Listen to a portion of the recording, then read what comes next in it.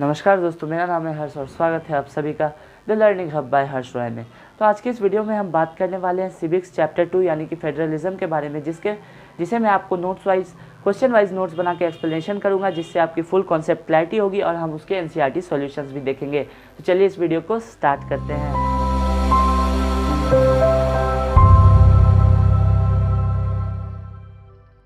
तो आज की इस वीडियो में हम लोग सिविक्स चैप्टर 2 यानी कि फेडरलिज्म का फुल एक्सप्लेनेशन करेंगे guys, along with NCERT solutions and notes. तो चलिए इस वीडियो को स्टार्ट करते हैं। तो जो पहला क्वेश्चन आ रहा है वो है कि व्हाट इज़ फेडरलिज्म और उसके फीचर्स हमें बताना है। तो फेडरलिज्म एक सिस्टम ऑफ गवर्नमेंट है जिसमें पावर को डिवाइड किया जाता है सेंट्रल अथॉरिटी और उसके बहुत सारे यूनिट्स के साथ। तो इसका फीचर्स है कि इसका 2 से ज़्यादा लेवल्स होता है गवर्नमेंट का, और गाइस इसका डिफरेंट टाइप्स ऑफ गवर्नमेंट के पास गवर्न करते हैं सेम सिटीज़न, और सबका अपना अपना जुरिस्डिक्शन होता है, और कोर्ट्स को पावर है इनके पावर्स में इंटरप्रेट करने का, कॉन्स्टिट्यूशन में इंटरप्रेट करने का। और ये जो फेडरल सिस्टम होता है उसका 2 ऑब्जेक्टिव होते हैं गाइस, कि जो सिटीजन्स है उन्हें सेफगार्ड करे और देश की यूनिटी को प्रमोट करेगा। इस तो अब नेक्स्ट क्वेश्चन आ रहा है कि what is coming together federation, और उसके एग्जांपल देने हैं। तो कमिंग टुगेदर फेडरेशन उसमें कहते हैं जब इंडिपेंडेंट स्टेट्स एक दूसरे में मिल के एक बड़ा यूनिट बनाते हैं गाइस, उसे हम कहते हैं कमिंग टुगेदर फेडरेशन। और इसका एग्जांपल है यूएसए, ऑस्ट्रेलिया, स्विट्ज़रलैंड। और अब बात आती है होल्डिंग टुगेदर फेडरेशन, जो कि इंडिया एक होल्डिंग टुगेदर फेडरेशन है।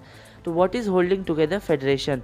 तो इसमें ए लार्ज कंट्री को बांट दिया जाता है एक छोटे छोटे स्टेट्स में, जिसमें पावर डिवाइड होती है गाइस। जैसे इंडिया में सेंट्रल स्टेट लोकल गवर्नमेंट में पावर डिवाइड होती है, वैसे ही जैसे इसके एग्जांपल्स है इंडिया, स्पेन एंड बेल्जियम। तो अब नेक्स्ट क्वेश्चन आ रहा है कि सेंट्रल और स्टेट गवर्नमेंट में पावर कैसे डिवाइड होता है। तो इसमें आपको 3 लिस्ट के बारे में बताना है, जो कि है union list, state list and concurrent list. तो यूनियन लिस्ट की बात करें तो इसमें नेशनल इंपॉर्टेंस की बात आ जाती है, जो कि डिफेंस, बैंकिंग एक्सेट्रा इसके एग्जांपल्स हैं। स्टेट लिस्ट की बात करें तो स्टेट और लोकल इंपॉर्टेंस की बातें, यानी कि पुलिस, ट्रेड। और कॉन्करेंट में state as well as national government की बात आ जाती है कॉन्करेंट लिस्ट में। तो उसमें जैसे कि एग्जांपल्स हो गए एजुकेशन एंड फॉरेस्ट। तो नेक्स्ट क्वेश्चन आ रहा है कि रेसिडुअरी सब्जेक्ट्स किसे कहते हैं गाइस। तो वो सब्जेक्ट जो कॉन्स्टिट्यूशन बनने के बाद आए हैं, जैसे कंप्यूटर, उसे हम कहते हैं रेसिडुअरी सब्जेक्ट्स। और यूनियन गवर्नमेंट को पावर होता है इन्हें कंट्रोल करने का, रेसिडुअरी सब्जेक्ट्स को। तो अब क्वेश्चन आता है कि फेडरलिज्म कैसे प्रैक्टिस होता है इंडिया में। तो पहला है लिंग्विस्टिक स्टेट्स, मतलब अलग अलग भाषा पे जो स्टेट्स हैं वो पहला है। The creation of linguistic state was the first and major test for democratic politics in our country. और दूसरा है लैंग्वेज पॉलिसी, की भाषा को किस तरह से यूज़ किया जाए वो, और सेंट्रल और स्टेट गवर्नमेंट के रिलेशंस। और नेक्स्ट क्वेश्चन आता है कि डिसेंट्रलाइजेशन ऑफ इंडिया, मतलब पावर का विभाजन के कुछ स्टेप्स बताइए। जब ये पावर का विभाजन हुआ तो क्या क्या कंपलसरी हो गया, क्या क्या उसके फीचर्स हैं। तो बताइए ये क्या होगा इसका आंसर। तो इसका आंसर होगा पहला पॉइंट कि अब ये मैंडेटरी हो गया है कि आपको रेगुलर इलेक्शन लेना पड़ेगा लोकल गवर्नमेंट बॉडीज़ में, और सीट्स रिजर्व हो गए हैं SC ST और बैकवर्ड क्लासेस के लिए, और 1/3 पोजीशन वुमेन के लिए रिजर्व हो गया है गाइस। कोई भी जीते 1/3 उस पार्टी को वुमेन को देना ही पड़ेगा। और एक इंडिपेंडेंट इंस्टीट्यूशन यानी कि स्टेट इलेक्शन कमीशन को अलाउड किया गया है कि रेगुलर इलेक्शंस हो उसके लिए, और स्टेट गवर्नमेंट को अपने रेवेन्यू शेयर करना पड़ेगा लोकल गवर्नमेंट के साथ। तो नेक्स्ट क्वेश्चन आ रहा है कि पंचायती राज सिस्टम को डिस्क्राइब कीजिए।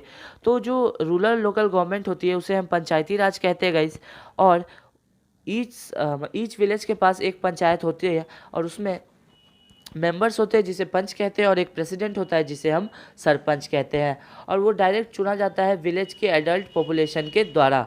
और नेक्स्ट क्वेश्चन आ रहा है कि ग्राम सभा किसे कहते हैं और उसके फीचर्स क्या क्या हैं। तो जो इस ग्राम सभा में सारे एडल्ट वोटर्स होते हैं गाइज, और ये ग्राम पंचायत का पावर बढ़ाता है ये ग्राम सभा। तो इसके फीचर्स हैं कि ये ग्राम पंचायत के मेंबर को इलेक्ट करता है, ये सुपरवाइज करता है कि ग्राम पंचायत कैसे वर्क कर रहा है, एनुअल बजट बनाता है ग्राम पंचायत का, और उसके परफॉर्मेंस को रिव्यू करता है। तो नेक्स्ट क्वेश्चन आ रहा है कि मेयर किसे कहते हैं और उसके क्या क्या फंक्शंस है। तो मेयर म्यूनिसिपल कॉरपोरेशन का हेड होता है गाइज, और उसके फंक्शन है कि वो चेयरपर्सन है, हेड है म्यूनिसिपल कॉरपोरेशन का, वो सारी मीटिंग्स करता है म्यूनिसिपल कॉरपोरेशन से रिलेटेड, लेकिन उसे एग्जीक्यूटिव की अथॉरिटी नहीं मिली है गाइज। तो अब नेक्स्ट क्वेश्चन आ रहा है कि हाईएस्ट टायर ऑफ पंचायती राज कौन सा है और उसके कॉम्पोजिशन बताएं। तो ज़िला परिषद हाईएस्ट टायर है गाइज, और उसके कॉम्पोजिशन में सारे पंचायत समिति आते हैं और मोस्ट ऑफ द जिला परिषद के जो मेंबर्स होते हैं वो इलेक्ट किए जाते हैं, और मेंबर ऑफ लोकसभा, एमएलए, ये सब भी इसके मेंबर होते हैं। तो नेक्स्ट क्वेश्चन आ रहा है कि डिसेंट्रलाइजेशन जो हमने पढ़ा उसका एडवांटेजेस क्या है। तो बहुत सारे प्रॉब्लम जो है वो लोकल लेवल में सॉल्व हो सकते हैं गाइस। तो ये इसका बेसिक मोटो है, और ये वुमेन एम्पावरमेंट को सपोर्ट करता है, और ये स्टेट और सेंट्रल गवर्नमेंट के बर्डन को कम करता है, और लोगों को पार्टिसिपेट डिसीजन मेकिंग में अलाउ करता है। तो अब एनसीईआरटी सॉल्यूशन की बात कर ले गाइस।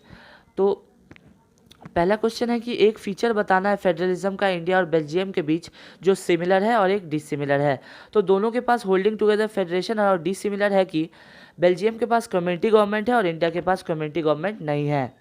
तो सेकंड क्वेश्चन है कि फेडरल गवर्नमेंट और यूनिटरी गवर्नमेंट में डिफरेंस बताइए। तो फेडरल गवर्नमेंट में पावर जो है डिवाइड होता है सेंट्रल अथॉरिटी और डिफरेंट कंस्टिट्यूएंट में, लेकिन यूनिटरी गवर्नमेंट में एक सिंगल गवर्नमेंट होता है जिसके पास सारा पावर रहता है गाइज। और सेकंड पॉइंट की बात करें तो फेडरल गवर्नमेंट में सब्जेक्ट्स का डिवीजन होता है, लेकिन यूनिटरी गवर्नमेंट में सब्जेक्ट्स का कोई डिवीजन नहीं होता है। फेडरल गवर्नमेंट के एग्जाम्पल है इंडिया, यूएसए, और यूनिटरी गवर्नमेंट के एग्जाम्पल्स हैं इंग्लैंड एंड जापान। तो अब क्वेश्चन आता है कि दो डिफरेंसेस बताएं लोकल गवर्नमेंट जो कि पहले था 1992 से और बाद में 1992 के बाद कॉन्स्टिट्यूशनल अमेंडमेंट हुआ उसके बाद।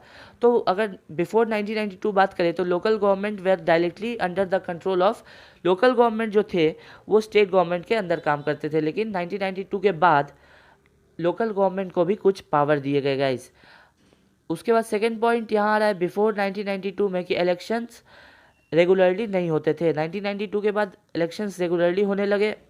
Elections before 1992 state government conduct करता था, और आफ्टर 1992 एक इंडिपेंडेंस इंस्टीट्यूशन सेटअप हुई जिसे स्टेट इलेक्शन कमीशन हम कहते हैं, वो इलेक्शन कंडक्ट करता है।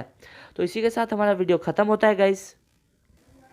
तो आशा करता हूँ ये वीडियो आपको पसंद आई हो। अगर ये वीडियो आपको पसंद आई हो तो प्लीज़ चैनल को सब्सक्राइब करके बेल आइकन दबाना ना भूलें, और वीडियो को लाइक करें, और डिस्क्रिप्शन में आपके लिए कुछ इंपॉर्टेंट लिंक्स दिए उसे देखना भी ना भूलें। Thank you all, bye bye.